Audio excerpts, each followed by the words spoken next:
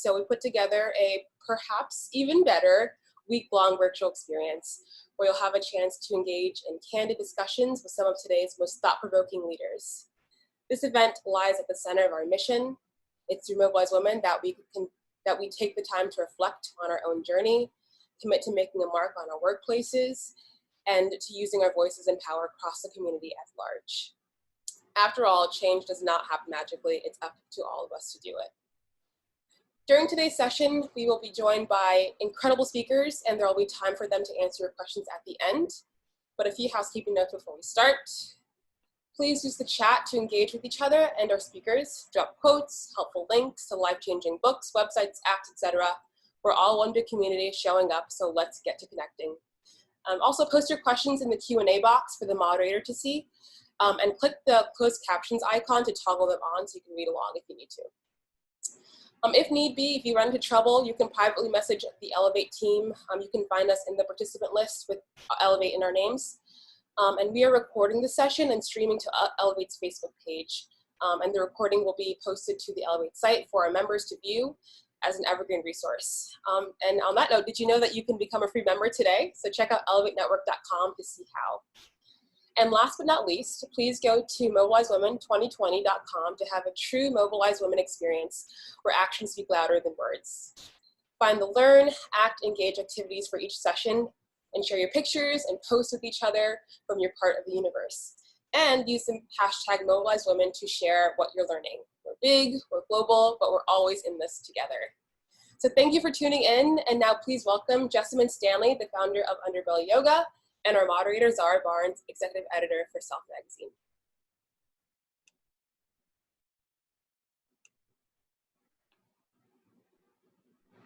Thank you so much, Nikki.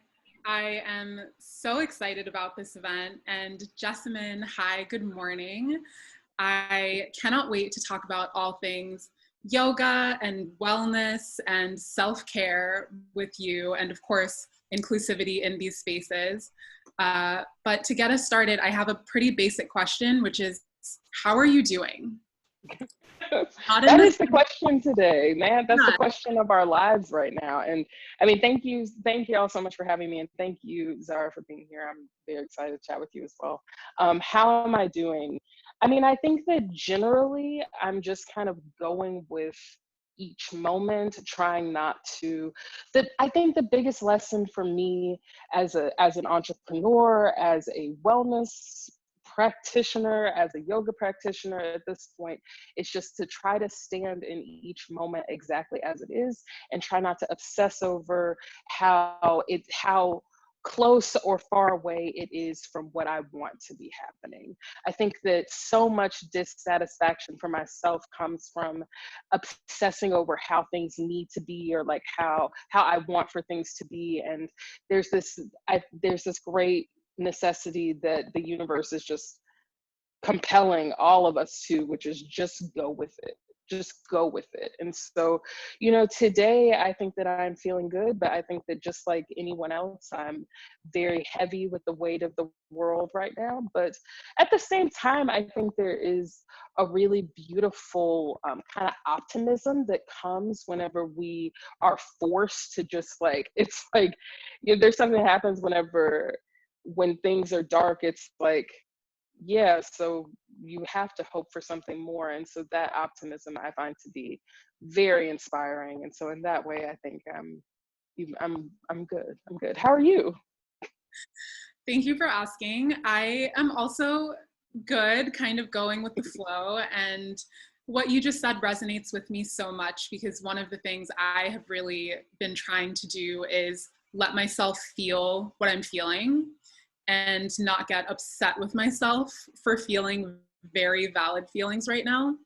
Pretty much everything is valid given what we're going through. And one of the practices that has actually really helped me kind of come to terms with my feelings is yoga. Surprise, surprise. I had not really been into yoga before the pandemic, and now doing it pretty much every morning. Yeah, I'm with you. I am one of you. I am obsessed with it now. And one thing that I find so funny and relatable about your own journey with yoga is that you described your first experience with it as hell on earth. And same, I have been there. And I feel like a lot of people have maybe an initial block with yoga. Totally. Yeah. And so I'm just wondering, first of all, what brought you back into it? Because clearly you got back into it. And also, if you have any advice for anyone who is nervous or intimidated, maybe even someone who's watching right now and is kind of excited about the yoga we're about to do.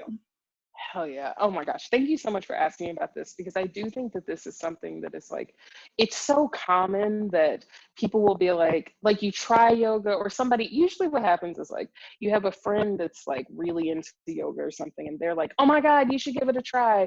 And then you go and you're like, okay, I don't feel calm here. Like, this is really hard.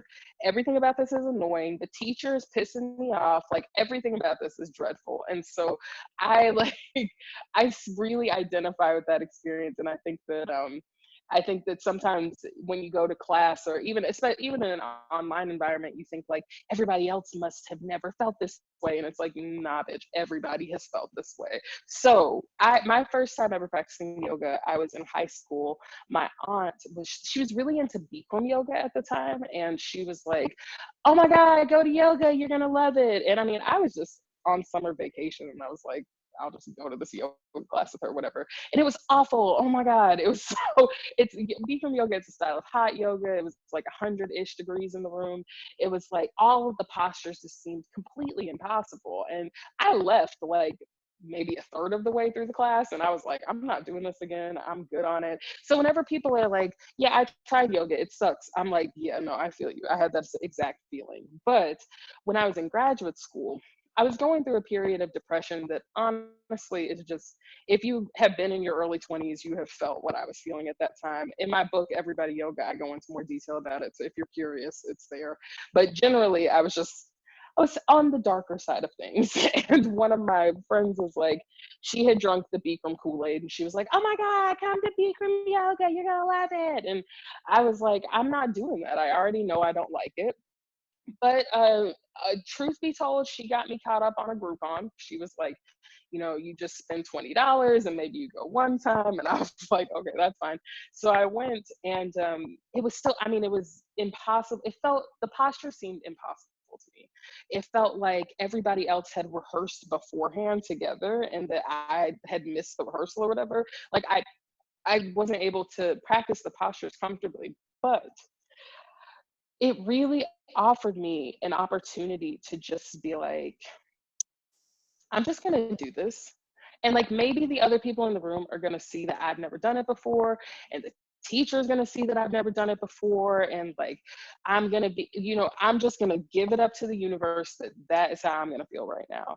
And really, that idea of just try, just do, don't even worry about what it looks like, just try, that was so transformational for me. It's something that resonates it's way bigger than any kind of yoga posture or anything that you practice on a yoga mat specifically.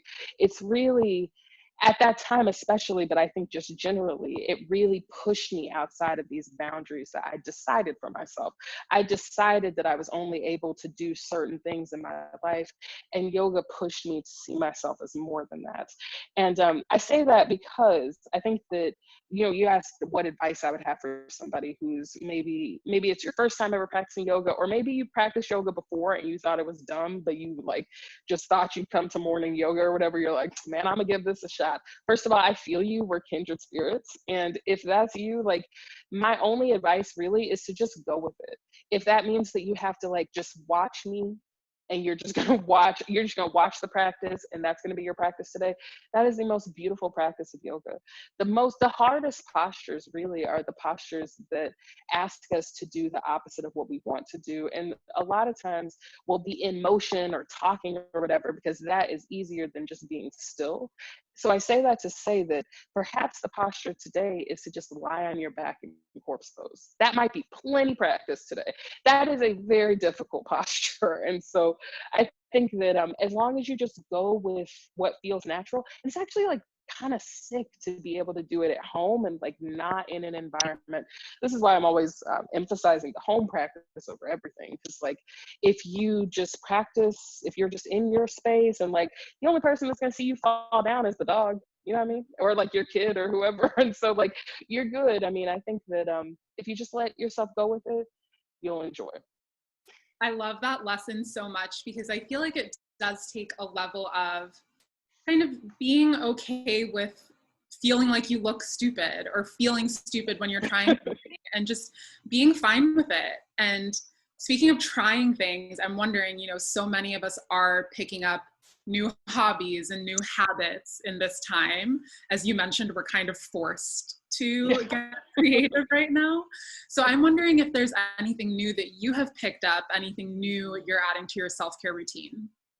Totally. I mean, a few different things. And the main thing that's really popping up for me, honestly, is gardening. It's something that I have always been very, because so before the pandemic, I was traveling like 3 weeks out of the month. So it's very hard to really feel like a lot of connection to my home space. And so like I would come home and then just be like, I'm here just for a few days and I'm at the office, I'm working, I'm doing whatever. And like, I'm not just grounding at my house. And the pandemic was like, skirt, you need to be at your house and you need to chill. And so a part of that is that I had plants around my house, but it was kind of a miracle that they were staying alive. I was like, I'm not really like putting myself into them. And there's just so many lessons that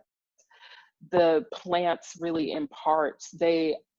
For me anyway, I feel like they teach me a lot about life and about death, about vitality, about honesty, and it's something that it's a practice, like just putting my hands in the soil when I can and repotting things and, you know, paying attention to them, but also not paying attention to them. And it's teaching me a lot about patience. And I think that I really feel like a lot of the things that we are getting from this experience are things that we really needed. Like I needed to slow down. I needed to look inside in a different way.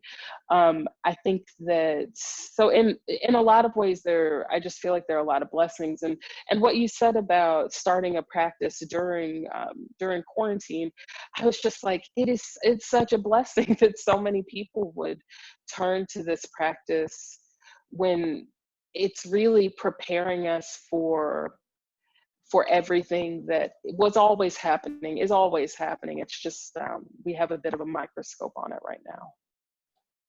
Definitely. And I will be honest, I am very jealous that you can keep plants alive. Be able to see my dried eucalyptus, because I have just I'm here for it. That's it. I've accepted it. It needs to be dried. Someone needs to preserve it for me. I am not going to keep it alive. And you mentioned slowing down right now.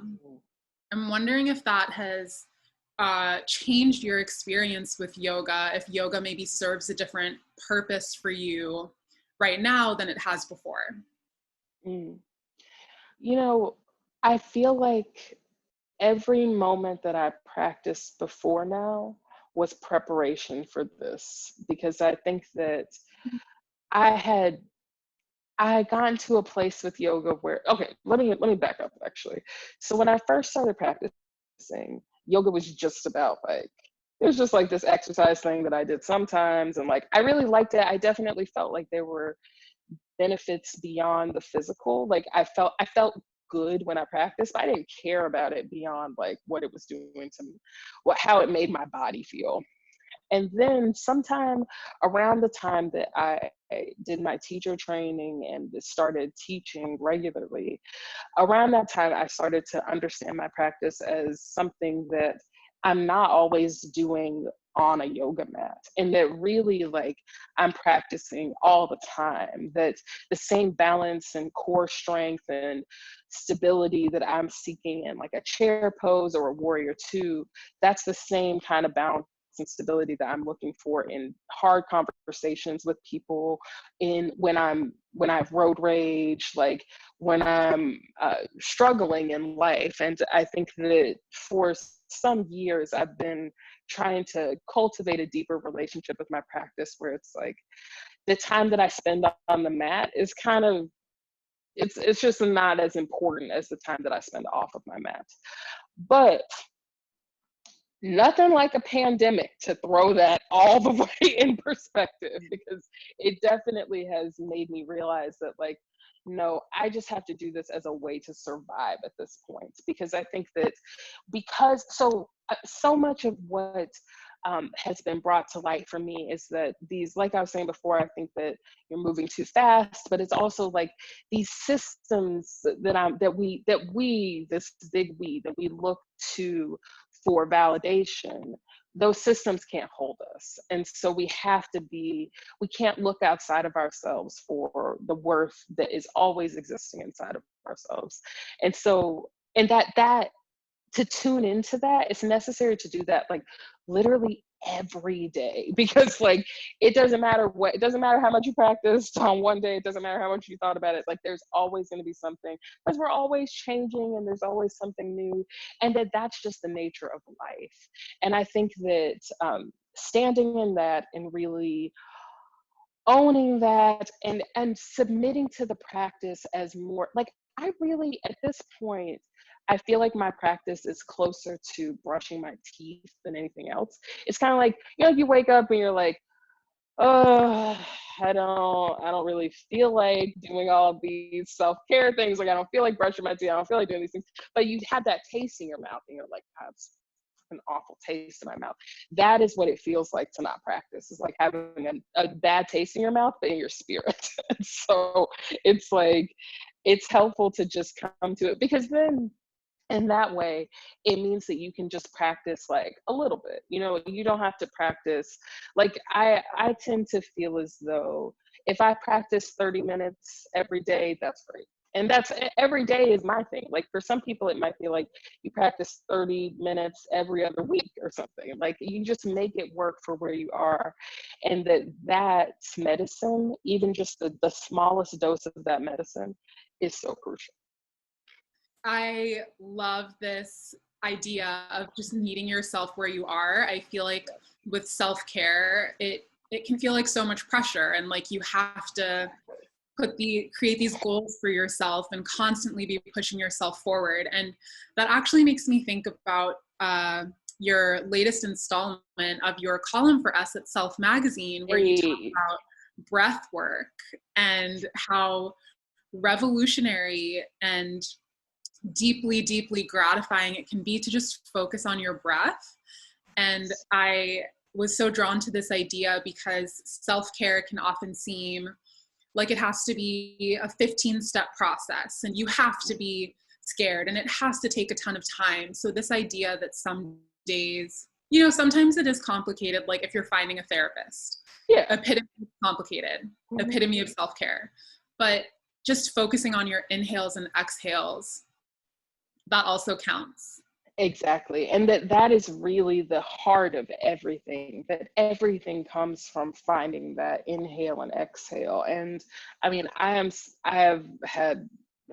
suffer, I don't like to use the word suffer, but I have anxiety attacks and panic attacks. And one of the things that is always so, when it sets in for me, it's always like, just breathe. Just breathe. Just try to find a way to breathe. And when someone says that to me when I'm in the midst of a panic, I'm like, nobody asked you. Like, I don't care about taking a breath. But then later, I'm always like, oh my God, that was the whole thing. That was all that matters. Just breathe. And so I feel like if you can just focus on breathing all the time, even when it seems like there's a bigger hurdle, it'll be like, because you're right. I mean, I think the self-care seems unnecessarily complicated. It's like, it'll be like, well, I have to do this thing, I have to do that thing, I have to do that thing. And it's like, yeah, you can do all of that, but first, just try to take a breath and just try to but I think there also has to be a part of that that's like accepting when and why you can't take a breath. and the moments where it's like, it's real. I mean, I think that a huge part of being able to really live a lot of this is actually accepting the moments where it is difficult and where it feels like too much. But I think that self-care specifically, especially because self-care is often defined as like acts that you do to your body as opposed to just like a state of being. Like I feel like my most important self-care is not spending time around people who drain my energy. And it doesn't have anything to do with like a face mask or like taking time, even finding a therapist. It's not even about that. It's literally just like, think about the things that actually are providing, try to notice the things that are creating tension in your life. And it's hard to do that. It's hard to even get there if you're not breathing. Absolutely. So we have a couple of minutes left before we get to the audience questions. And I wanted to talk about the underbelly a little bit. Hey. And this, I do love your sweatshirt. It looks extremely cozy and the logo is so cute. So, you know, this stance that you have carved out at the underbelly that yoga is not about body type, it is so resonant for so many of us. But at the same time, I feel like a lot of people have trouble really believing it and really allowing themselves to believe they deserve, you know, to subscribe to that. So do you have any advice for anyone who wants to believe that yoga is not about body type, but is having trouble focusing on how they feel rather than how they look? You know, I think we're always looking for like a quick fix or looking for a shortcut or something. And so I want to preface what I'm going to say by saying that I don't really see a shortcut to self-realization. And part of actually like noticing, actually feeling better and feeling like it's okay to just give it a shot. It's okay to be okay with myself, is actually noticing the things that we say to ourselves that are inhibiting that that kind of self-acceptance. And the only thing that's ever really been effective for me is actually like coming to terms with the awful things that I say and think and really believe about myself. Because I think that we can, you know, you want to blame it on someone else or blame it on something else. It's the media, it's family, it's friends, it's whatever, whoever. But I think that actually acknowledging like, no, I think these things about myself, that for me has been really transformational. And that's really the only advice that I can offer to deal with that. And to be more specific, when I first started taking yoga practice, I would look at my body and I would just be like, oh my God, like look at the photos and be like, oh my God, look at my stomach, look at my arms, chins, like whatever, all these things that we say about ourselves that we think are totally normal. And it took a long time for me to realize that like, I'm the one saying these things about myself. Like no one else is here saying these things. This is me. And I think that adopting some kind of practice like that, it doesn't have to have anything to do with moving. It doesn't have to do with yoga at all. You don't have to show the photos to anyone else, but adopting some kind of practice like that would be my advice. But to speak specifically to the yoga piece and how people are like, because there is this, I mean, why wouldn't you think that yoga is only for essentially for thin white women? Because that's the only image that is portrayed in the mainstream at all. And the reality is that yoga has nothing to do with body size, like nothing. Yoga is about breathing and using the breath to yoke together the light and the dark of the self, period. Like it doesn't have anything to do with body size. And I think that the way to kind of get in there and dig into that ideology is to just think about how much of yoga culture is just fitness culture dressed up in Lululemon leggings. Like, and fitness culture, so much of it is like, it's like cis het masculinity, like, and then basically who they want to have sex with. Like it's all about patriarchal and heteronormative roles, and really like specifically white supremacist ideology as well. And I think that actually knowing that and accepting that and seeing the ways in which that ideology has infected the yoga world, that's how you can start to come to terms with the fact that like, maybe yoga is for everybody. Actually, maybe it doesn't matter if you can put your foot behind your head, or like if you ever, are able to practice downward facing dog without blocks, or like whatever the thing is, because every way that your body presents, every way that you show up, every single way that you practice a yoga posture is perfect. Like every way, even if the way, like I was saying before, even if the way that you're practicing it is just watching somebody else practice it, that is a perfect expression of yoga. And if you just show up to class with that, if the teacher says something to you, if somebody in the class is like, oh, well, you're not doing yoga right, and like they're dealing with their own stuff that has nothing to do with you, because and if you are in that kind of environment, bounce and subscribe to the underbelly, because we're not going to be like that there. But you know what I mean, it's like there's some stuff that we have to accept about the way that yoga is presented to the mainstream, and how that has absolutely nothing to do with what the practice actually is. That is so much to meditate on. Thank you. Lots of insight to get us started. And we have a couple of audience questions. Thank you all so much for submitting all of these great questions and talking so much about everything Jessamine has shared. So to get us started, what type of yoga do you recommend to start with? We're older, dealing with a lot of stress beyond COVID, and think the mental aspect and stretching may help my husband and me. Plus, I like the idea of learning together. It's very sweet. Hell yeah.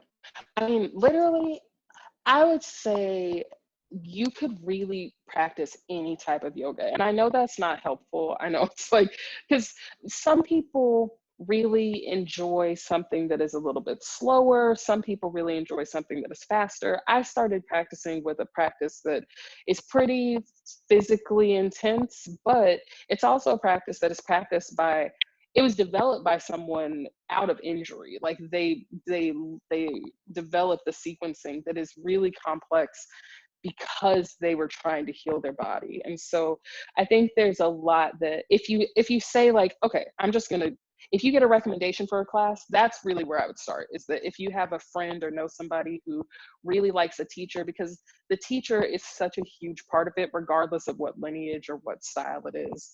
So I feel like if you get a recommendation, go with that. If you don't like that recommendation, move on to another recommendation and just go that way. I do think that if you are looking for something where you can practice like, that maybe it's not going to be so much about endurance-based activity. I think like a more traditional hatha style class, like a class where you're just going to practice like posture by posture, maybe an Iyengar style class. Iyengar is actually amazing for anyone who is healing their body, or who is just wanting to find lots of different ways to modify postures and to move through them.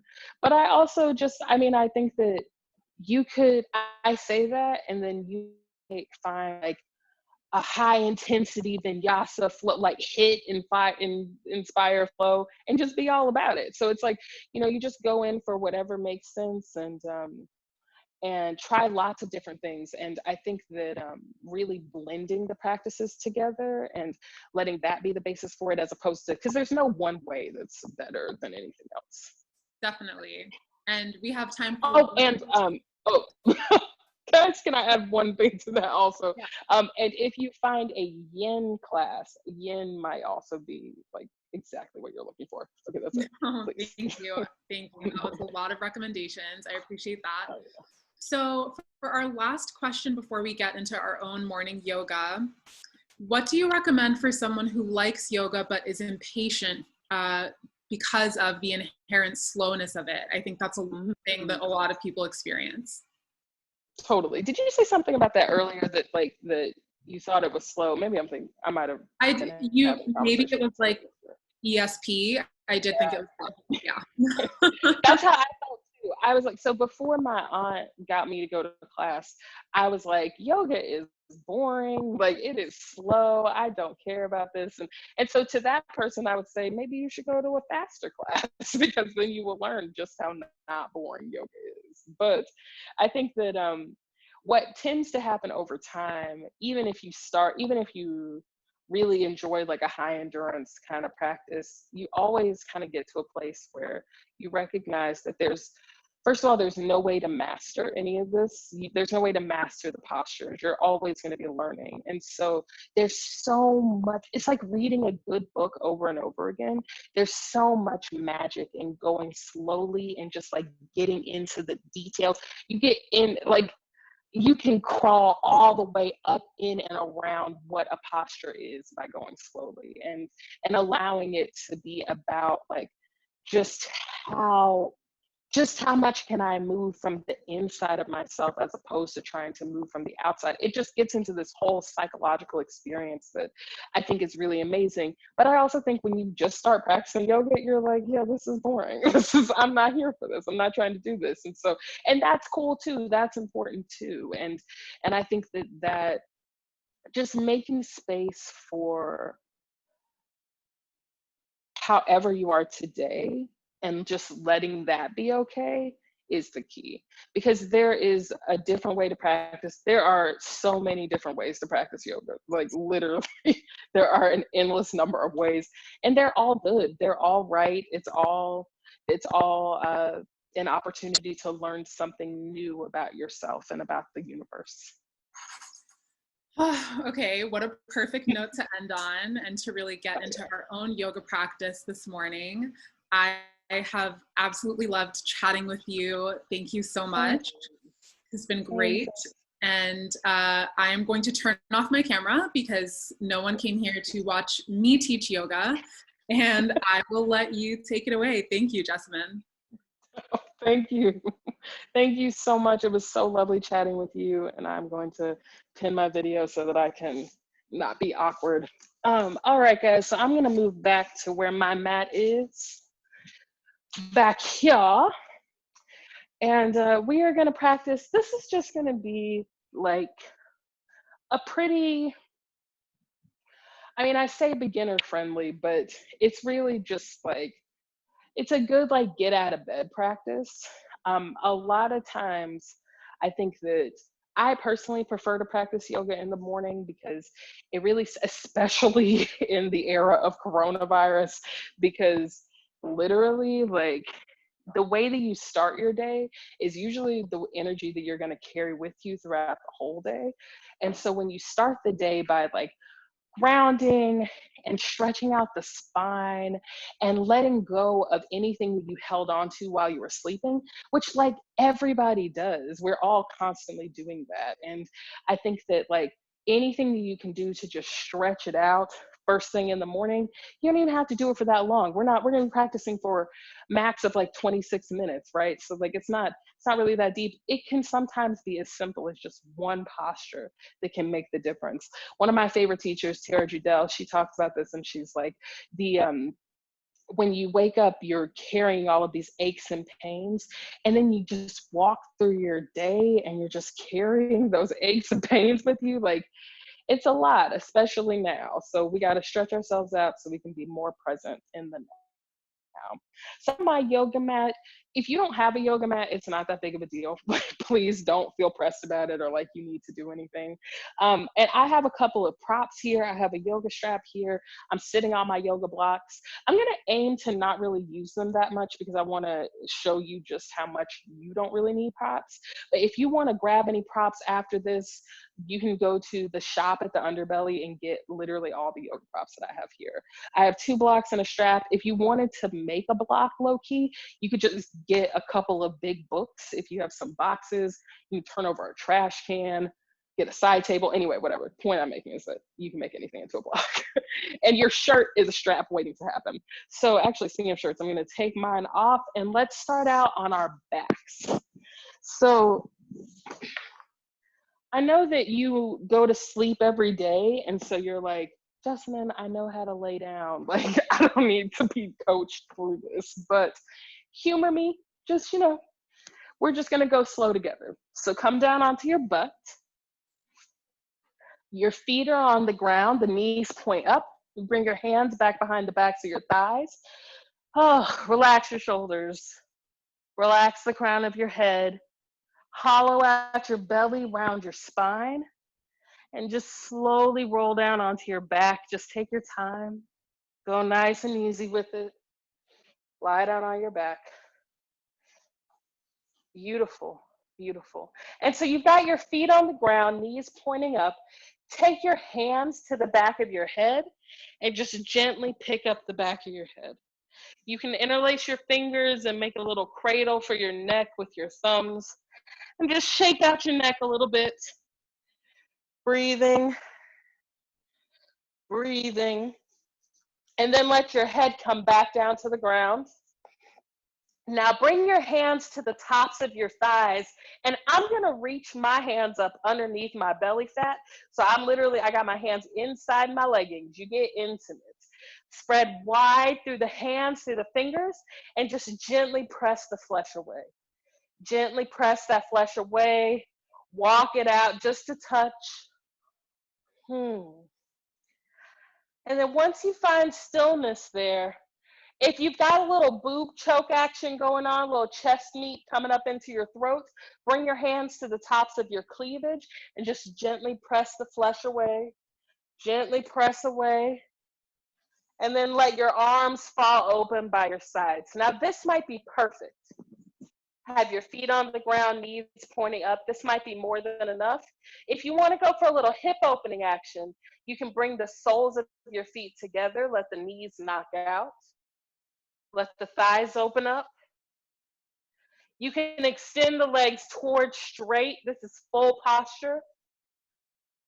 Or you can keep the feet on the ground, knees pointing up. It's different for everybody. What you need right now might not be like the person next to you, might not be like the person next to you on Zoom, might not be like anybody else because it's what you need. Breathe. And just as you're ready, let your eyes close.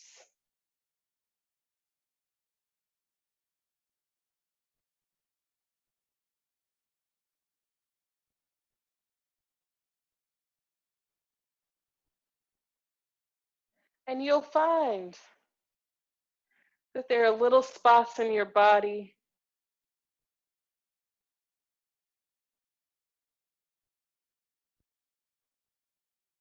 little spots where stillness comes very slowly.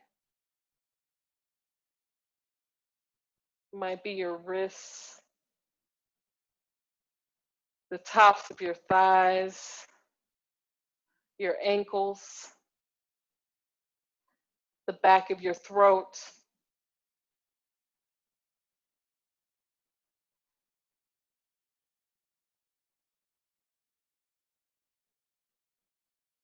Let everything be as it is. Let every piece of yourself arrive here.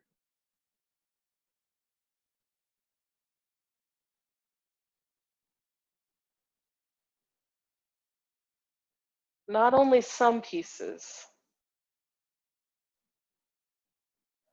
not just the things you like, let everything you don't like arrive here as well.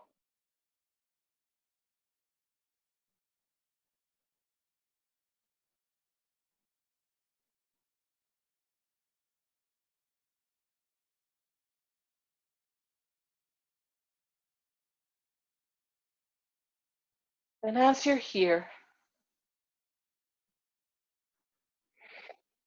allowing every piece to settle,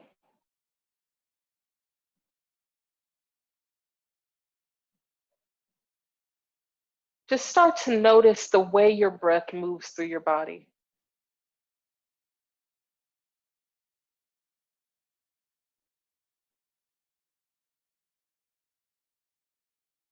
Notice that in some spaces, the breath is very tight.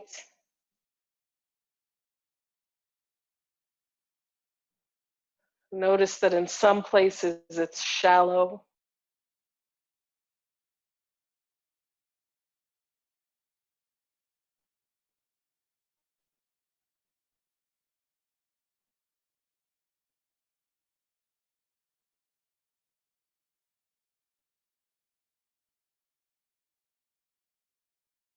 And without applying much pressure,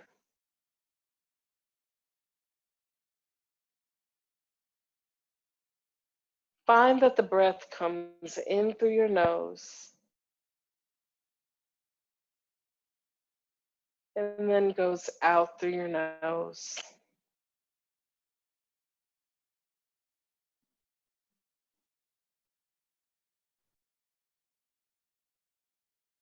Give in to this breath.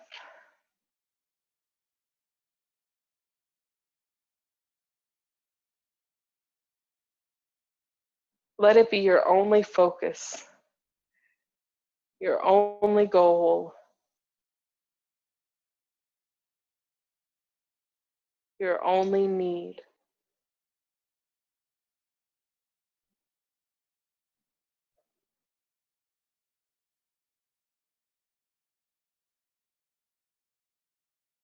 Just following the cadence of your spirit.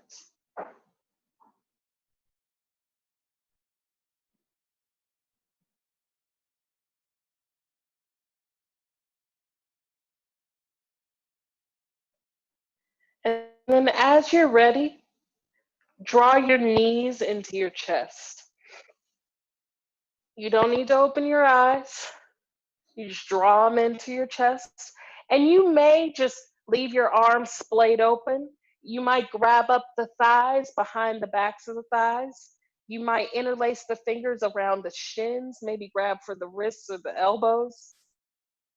But however it feels good, just pull yourself into your little egg and roll from side to side. Roll left to right and then right to left.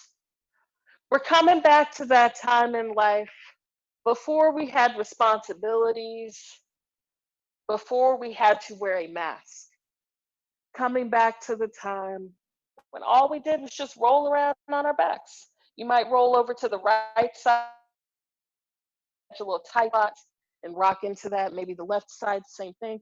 Try to keep your shoulders relaxed. Try to keep your pelvis relaxed. We're still that little baby all the time, still that baby deep inside. And then let's turn it into a little twist.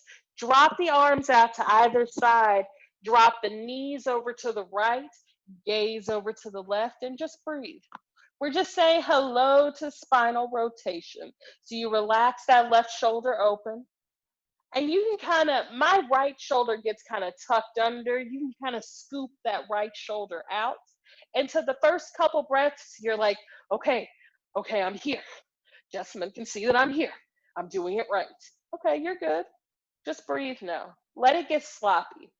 Let your thighs fall over. You can bring your right hand on top of the left thigh. Relax that gaze over to the left. Really look in the direction of your fingertips, even with eyes closed. Look. And then when you're ready, come back up through center. Just take your time. Really let it happen organically. And then drop the knees over to the opposite side, over to the left. Gaze over to the right. Relax that right shoulder down and breathe. And so there's a lot of little micro adjustments that I personally like to do. I like to pick up my belly off my thighs. Makes so much space, man. It's crazy. Really relaxing the kneecaps down to the ground so that the hips are able to pull up and open even more. You can bring that left hand on top of the right thigh. Breathing, relaxing that right ear down to the mat. Looking in the direction of those right fingertips. Breathing. The breath is the conductor. The breath will tell you where you need to go. And then when you're ready, you just take your time with it. Let's come back up through center. Nice and easy. Pull it back up. And then from here, we're just going to rock up onto hands and knees. So you just take your time getting there. It does not need to be dignified or anything like that. You just make your way up. We're just going to rock forward, up and over. You're going to put your little paws up, and we're going to rock forward onto hands and knees. So again, it don't need to be dignified. Just find your way up, rocking forward, plant the hands, and come about halfway back on your mat. Mat, no mat, literally whatever. So you're going to bring your knees underneath your hips, the shoulders underneath or over the wrists. And you just rock back and forth, finding that alignment and really extend.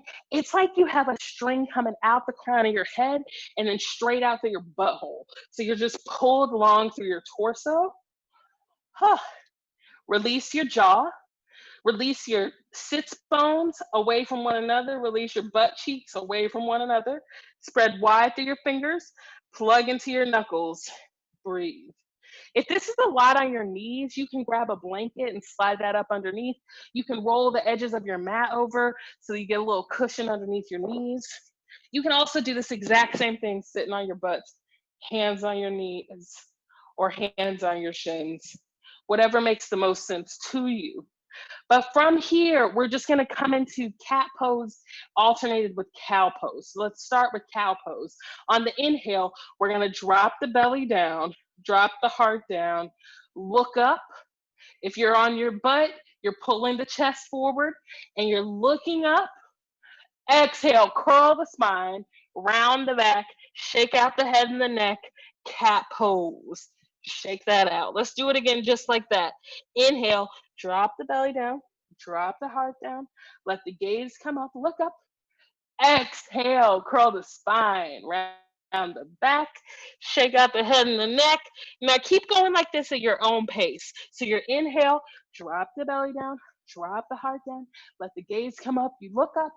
Exhale, curl spine, round the back, shake out the head and the neck. So this is where you can start to remix it. You can keep going like that, like I just showed, or you can push your ribs over to the right, drop the belly down, push the ribs over to the left, curl the spine.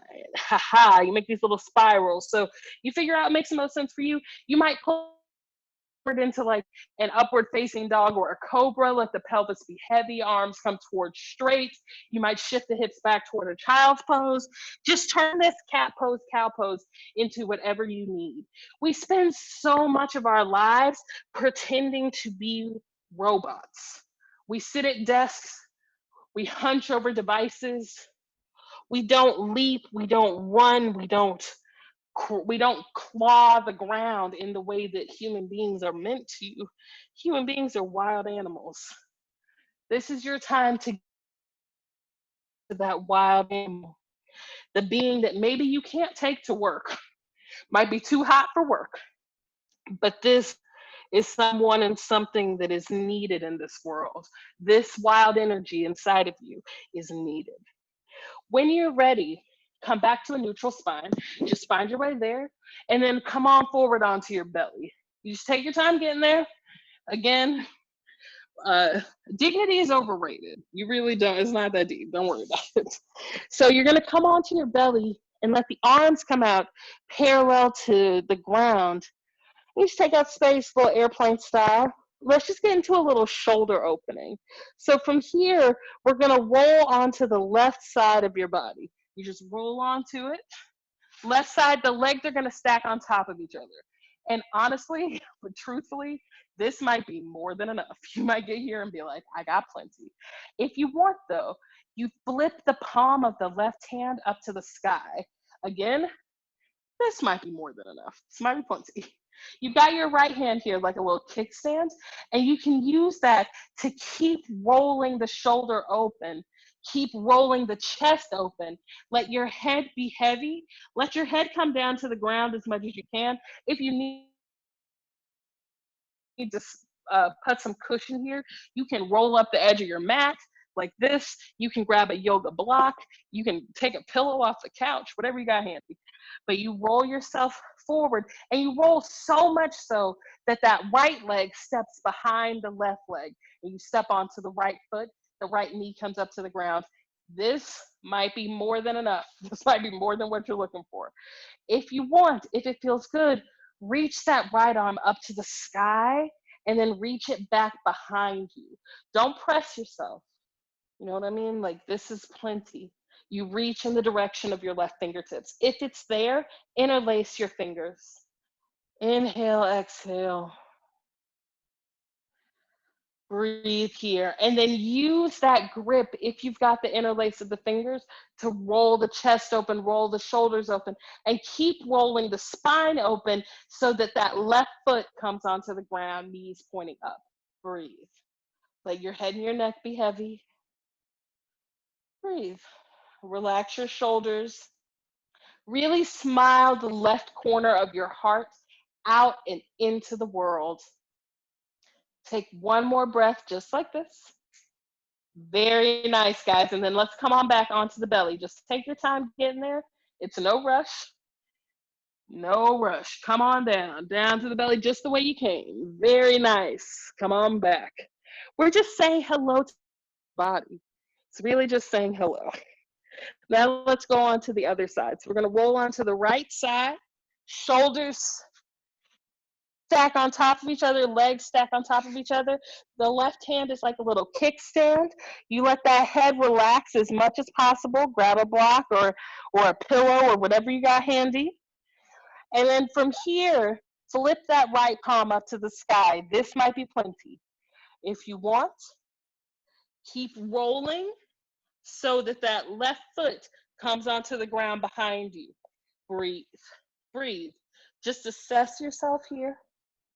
See if you've lost your breath and find your way back to it. If it feels good, bring the left arm up into the air. Reach up, and then drop that left arm behind. Interlace the fingers. Keep rolling so that that right foot comes onto the ground. Knees pointing up, breathing. Releasing into the shoulders. That space right in between the shoulder blades is melting. It's pumping through your heart. That right corner of the heart peeking out.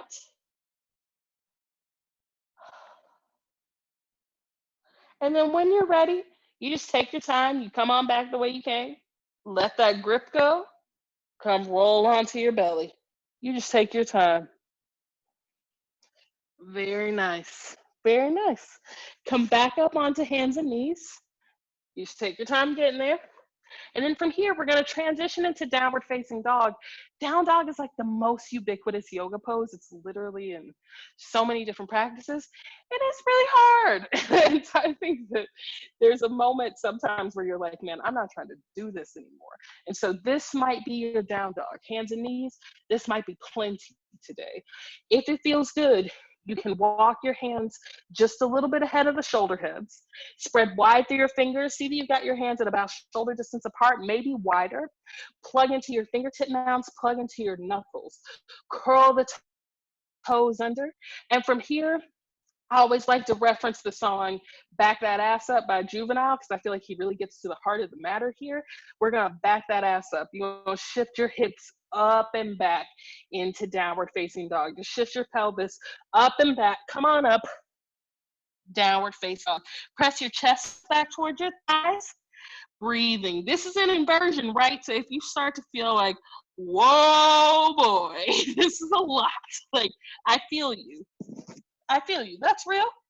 Press your chest back towards your thighs. You can keep a pretty substantial bend in the knees here, a huge bend in the knees. Breathe. Relax the chin away from the chest. Oh. And then when you're ready, walk your hands back to meet your feet. So you're in a standing forward fold. Breathe. Very, very nice work, love. Very, very nice. Breathe. Now you got your hands down to the ground. And if you want, you can interlace the fingers behind your back.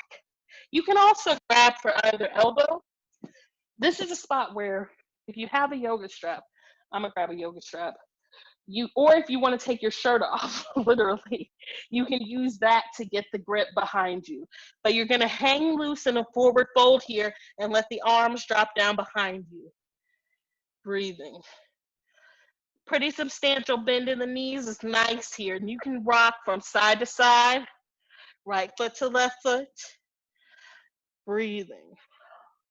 Release your jaw. And if you start to feel like you're gonna see stars, feel free to come up, but also just try to set in it. Just try to experience it all. Once you're ready, you can let go of that grip. Drop the arms down. Hang the arms down. Put a huge bend in the knees. And then nice and easy, come on up. Rise to stand. Head comes up last. Nice and easy. You just stack it on top. Very, very nice. Meet me up at the top of the mat.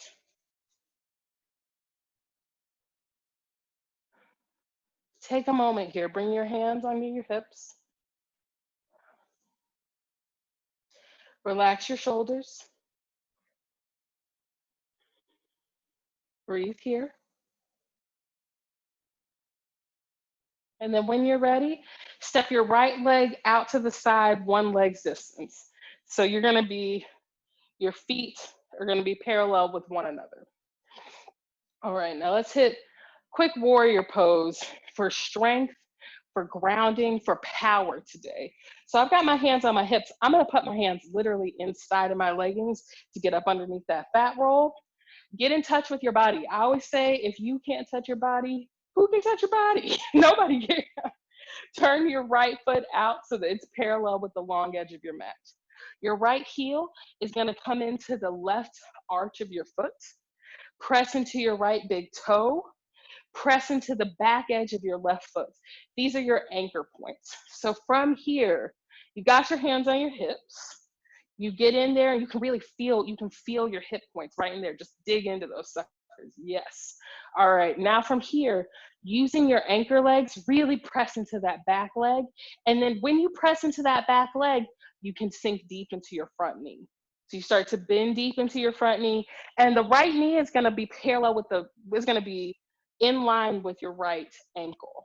And you might have to wiggle your front foot forward or wiggle it back.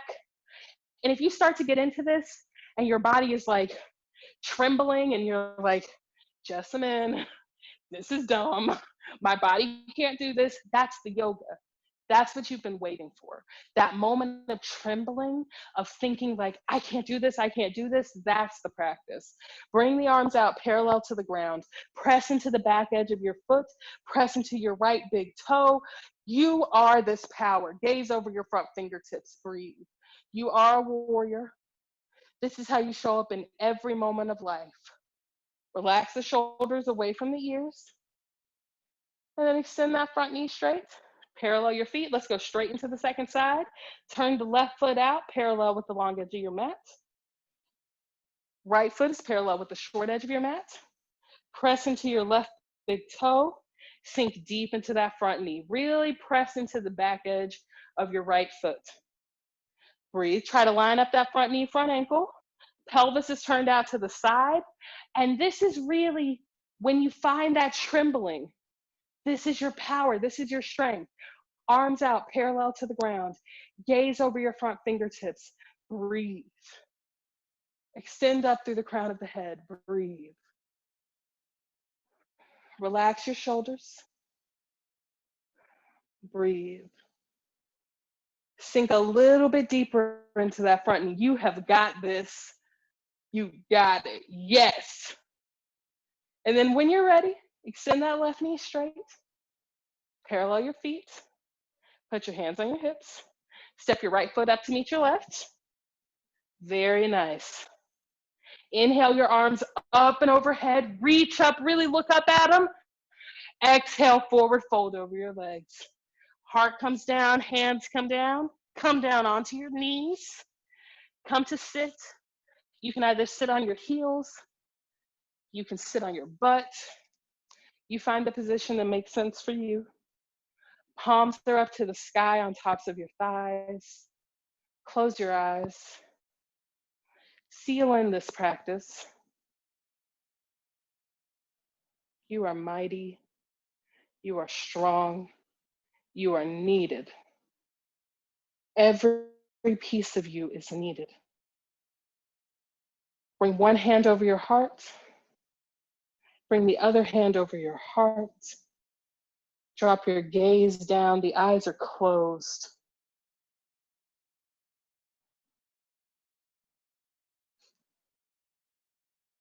Take a deep inhale through the nose. Exhale it out of your mouth. Let it go.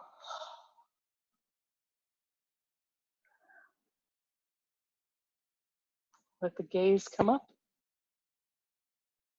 Blink your eyes open. The light in me sees and honors the light in you, and the darkness in me sees and honors the darkness in you. I'm so grateful for this opportunity that we've had to practice together. I'm so grateful for what you bring to this world. I look forward to practicing with you anytime in the future. Find me at theunderbelly.com. Find me on social media at My Name is Jessamine. It's been such a pleasure kicking it with y'all today, and I look forward to seeing you soon. Have a great day. What a way to start the day. Thank you so much, Jessamine, for taking the time to do that with us. And special thanks to Zara as well. Thank you both for a great session today. And thank you to all of you who joined us for this discussion. Remember, Mobilize Women will be taking place throughout the week, so mark your calendars for the next sessions, invite your friends, spread the word on social media using Mobilize Women Week as a hashtag, and show some love. A special thanks to our sponsors, RBC Wealth Management, Accenture, Guardian Life, Lincoln Financial Group, Unilever, NFP, Baker Hostetler, Columbia Business Group, London Stock Exchange Group, Fiera Capital, and MM LaFleur. We greatly appreciate your support. Our next session is called Technology and Bias, taking place at 4 p.m. Eastern Time today, featuring Roman Chowdhury, local global lead for responsible AI at Accenture Applied Intelligence, Megan Smith, the CEO of Shift7 and former U.S. Chief Technology Officer, and moderated by Karen Howe, Senior AI Reporter for MIT Technology Review. Don't forget to visit the experience page at www.mobilizewomen2020.com to get more insights and tools to reflect, learn, and turn today's discussion into real action. And finally, to take it one step further, we've partnered with the Civic Alliance, a growing nonpartisan network of more than 130 member companies that has come together to champion civic participation, meet the unique challenges of the 2020 election, and build momentum for higher voter turnout this November and beyond. Remember, your voice and your vote matters. So text Mobilize to 26797 to get help registering to vote, make a plan to vote, and keep track of voter deadlines. So that's all we have for you this morning. We'll see you this afternoon, and thank you so much for joining us.